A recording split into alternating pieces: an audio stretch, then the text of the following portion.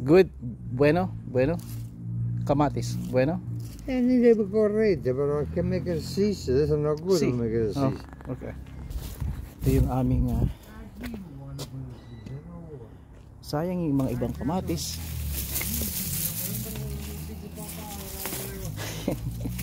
Italiano talaga si. Well, alam niyo naman hindi ako pwede magtrabaho ng isang kamay. Pero ito yung kamatis na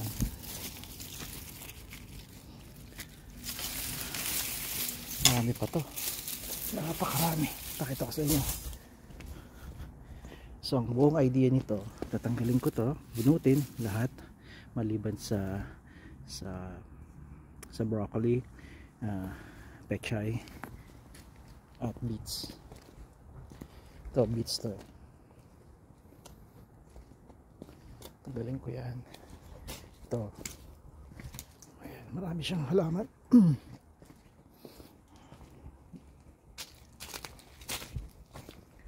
Saka ito upside down. Tanong natin kung ba't naka-upside down para malaman nyo. John, why is this upside down? Why did you hang it like that? Might be corrente. Prendere si camera over. Sa inyong mga hindi nakakaintindi sa sinabi ni John tungkol doon sa kamatis na nakatiwarik, na ibig niyang sabihin na pinapahinog niya pag bukas ng kamatis at berde at alam niyong taglamig na, nahihirapan na silang maghinog ng kusa, pwede nyo na silang putulin tapos i-turn nyo upside down. Minsan tinatago nyo yun sa medyo madilim na lugar at makakatulong ito na mahinog sila para hindi sila masayang naman. At ganyan ang ginagawa dito ng mga hardinero. Marco con you. That's what. Okay.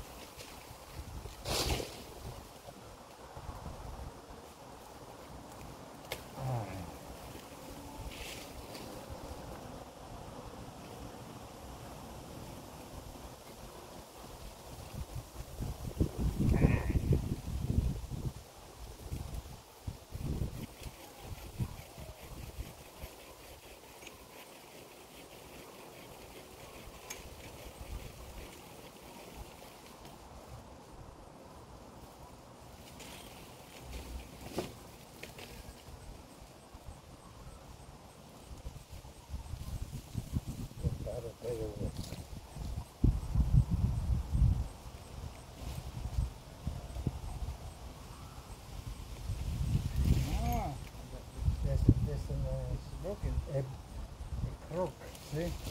Yeah. Not force too much. I got it. Yeah, oh.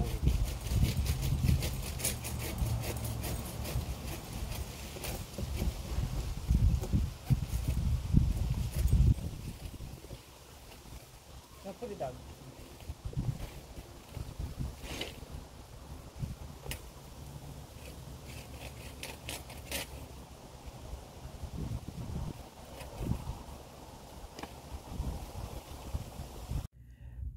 Nakita nyo naman na nainis na ako kasi yung mga lagari, 2 lagari na binigay niya sa akin, hindi ganong matalas. Kinailangan ko pa talaga na lagariin ng todo.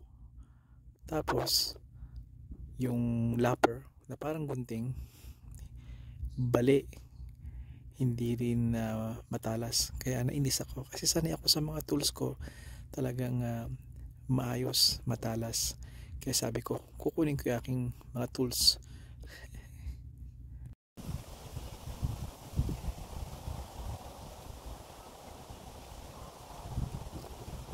John, I'll be back. I have better tools. I'll be back. I have big tools. Okay? Alright. Leave it there.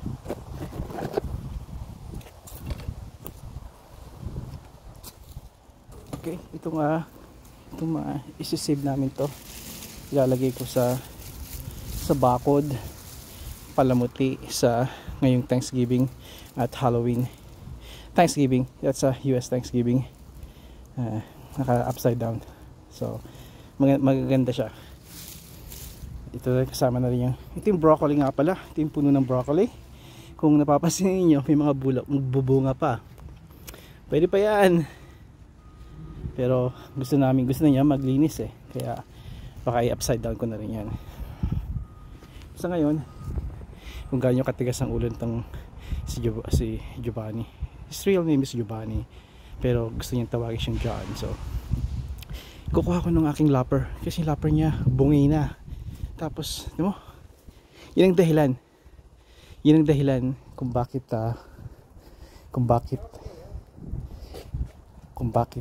93 years old, malakas pa. Kailangan nyo maging matigas ang ulo, kailangan nyo lumabas at mag-exercise, labanan ng komportable ng kama. Lahat tayo guilty nun, pero kung malalaman nyo lang isa sa mga sikreto ng kahabaan ng buhay at pagiging malakas, ito yung nasa labas kayo. Hindi nyo kailangan ng gym, kailangan nyo ito sa labas, di ba? Perfect time ngayong fall, dahil naglilinis tayo ng bakuran o tumutulong tayo sa mga kapitbahay, o ito yung trabaho natin. Ano man, get out there at magiging malakas kayo. Makakatulong yun, gumawa kayo. Mga hayop, walang excuse yan. Mga squirrel, kaya lumabas sila, mag-imbak, mag-ready sa winter, kasi kung hindi sila makaka-survive. Ganun sana mentality ng bawat isa sa atin.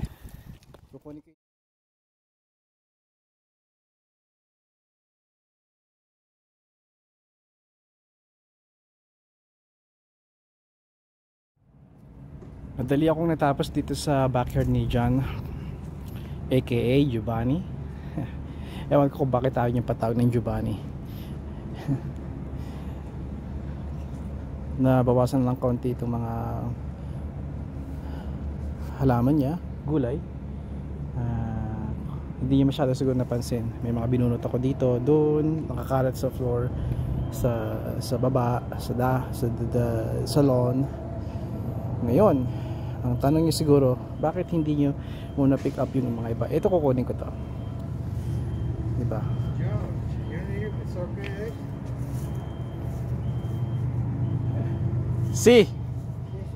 Si senyor. At kasi ayaw niya kasi gusto niya na nakakalat. Siguro katulad ng paniniwala ko, kasi kailan lang naglagay ako ng video noon, at yung feel mo yung fall. Pero ito hindi fall to eh, talagang binunot niya to eh. Ito, tulad yan, binunot niya to. Ewan ko anong plano niya dyan. Ito naman upside down, so ito yung din gagawin ko sa bahay pag uwi ko. Meron ako ilang bungkos nito, ito-turn ko upside down. Magandang ito, palamuti rin to ngayong darating na Halloween na rin. At syempre darating rin ang Thanksgiving sa last Thursday yun ng last Huwebes ng November. I know that very well kasi I follow American football, NFL, kaya special lagi yun, Thursday night football. Go Bears! Although may problema akong malaki doon sa NFL ngayon dahil sa naging politika na rin yun. Yeah, I'll talk about that some other time, or maybe hindi na. Ito pala ang malaki kong issue ngayon. Pinutol to ni, well, ako ang pumutol nito, kaya guilty ako nito. Ito yung kanyang peras. Yung pagkakaputol, hindi dapat yun ang putol. Nagtatalo kami, kailangan putulin mo to sa pinakambungad. Okay, otherwise mabubulok ito, at yung rat pupunta rito hanggang tumama sa main stem. Pero again, this is his property, ito ang gusto niya. I convince him about that, pero fail ako, kaya it's fine. Ito nga pala yung pagkakaputol. Nung pinutol niya to, pinutol ko tinatanggal ko, hindi pala nakatanggal kasi nakatali sa isang sanga. na tingnan nyo, nung kabataan pa niya tinali nito. So sobrang tagal na kinainan ng puno itong cable na pinagtalian niya. I'd say 10 years ago. Yun ang problema. Madaling sabihin ko sa inyo, kapag nagpuputol kayo ng puno, huwag nyong ipa-flush. Flush means sagad. I'll show you. Come on.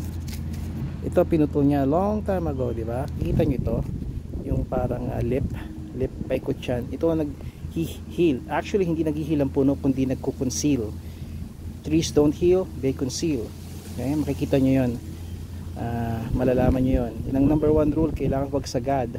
Kaya kung putulin nyo to, kailangan yung collar nya ay nasa collar yung putol. I'll show you ang example. So kung puputol kayo dito, focus, wag sagad na tumatama sa sanga mismo. Okay? Kailangan kita nito, yung may ring na yan, parang lip, you have to cut it just outside that. Bakit? Kasi yan ang magbibigay ng hilom at magsisil dito. Kapag sinagad nyo na wala yung collar, hindi na niya capable na mag-heal. Magsasend siya ng sabihin na natin pampahil o pampakonceal galing sa kanyang sanga papunta dito. Pagkalampas ng collar, doon na siya mag-heal. Okay? Kaya ang putot dapat lagi niyan dyan by the collar. Huwag mong tatanggalin yung collar dahil hindi na yan able na hindi na mag-heal, hindi na mag-conceal. Mangyari yan, mabubulok yon, babahay ng mga bugs, at eventually yung rat pupunta hanggang sa main, hanggang sa mamatay ang puno. Kaya ito, tingnan nyo to, kita nyo yan, yung bark na yan, itong bark na to, not bark but puno, itong sugat na nagsara. Kung pansinin niyo, hindi na siya completely nagsara nga siya pero bulok, hindi na siya nag-heal ng tama.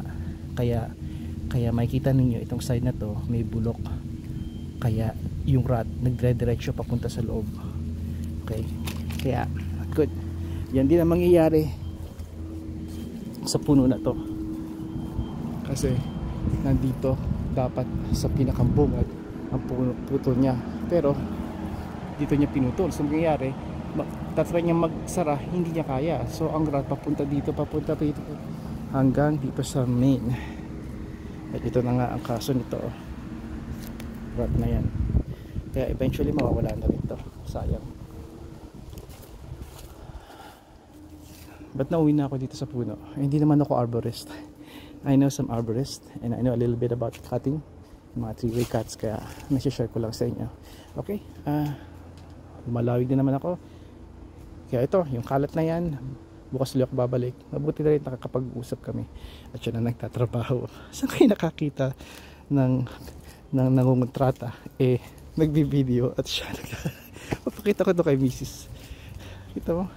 John, how's it going? Listen, you're the one working now. Should I pay you? Huh?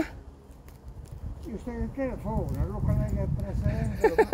Like presidente. Me presidente. This kind? Yeah, I keep pushing. In a bush. Yeah. You push in a bush. Yeah. In a bush you push. Yeah. Not a bed. In a bush. I put in the compost, everything. Yeah. I'll help you. Okay. Go. No. So tomorrow I come back. I talk to my daughter. See. She won this, and we take out. Look at that. Beautiful, bonita. Oh. Mucho bonita. Yes, so come on a frosted to like this. Like a Maya. Like Alright. I want it because she planted who won the Brussels spray. Mm-hmm. But no comment. Yeah, what's the use of keep over there? Do you know what's this? St. Lawrence Market? I went to St. Lawrence Market last week. Very fun. With me pamilya. And I got big Brussels sprouts. Huge. The whole puno, the whole tree. $5. $5 about this long. You eat already? My father-in-law eats it. He says it's good for his health. No, good for shoot. You eat it? Huh? Do you eat it? No. Why do you plant it? For Carmela? Carmela prende. Okay. I see. Yeah. You know why? Huh. It's too dry, no rain, Uh-huh. and no car. No good, yeah. I talk tonight to Carmela. Talk to her. Call me. Call me if there's an emergency. If you wanted me to do something, okay? You call me, huh? Who are we talking about? We're talking about everything. I'll come back tomorrow Yeah. and What pick up. time? I don't know. Same time? 11 o'clock? I know. What time is perfect for you? Perfecto. What time? Afternoon. Because the morning I take it inside the house. I need a cook for me. Oh, okay. After 12 o'clock. Yeah. Can I eat? So, okay. Like you do today. Today? All right. Yeah. Okay, I'll go take You want this. to take a little bit of this? See, I'm gonna get back. I'll get it back. I'll come back. Okay? I come back. I bring this home, and then I take my tools and the kamatis, the tomato. Okay? Capiche? Grazie, signor. Okay. I'll be back. Look at my shoes. See that? Hey, the buy new. No dinero. Poor guy. Ukrainian. Like Argentina, no Ukrainian for me. Argentina. No Argentina. Eva Peron. We don't complain, John. We don't complain. No complain, okay? We don't complain life. We don't complain in life. See, we don't complain. Saan tayo nagre-reklamo? Hanggang sa muli.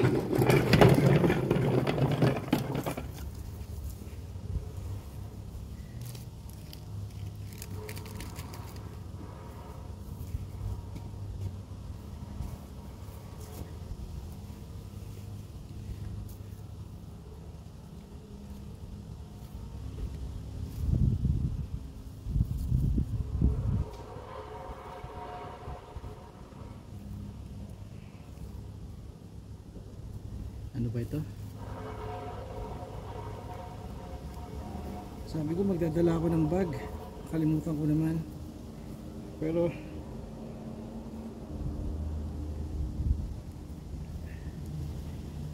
akala ko kaya ng kamay ko.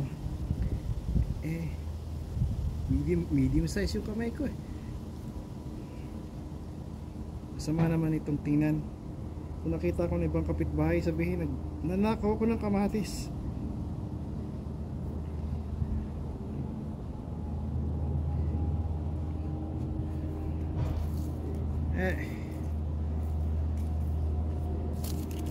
Skyflex.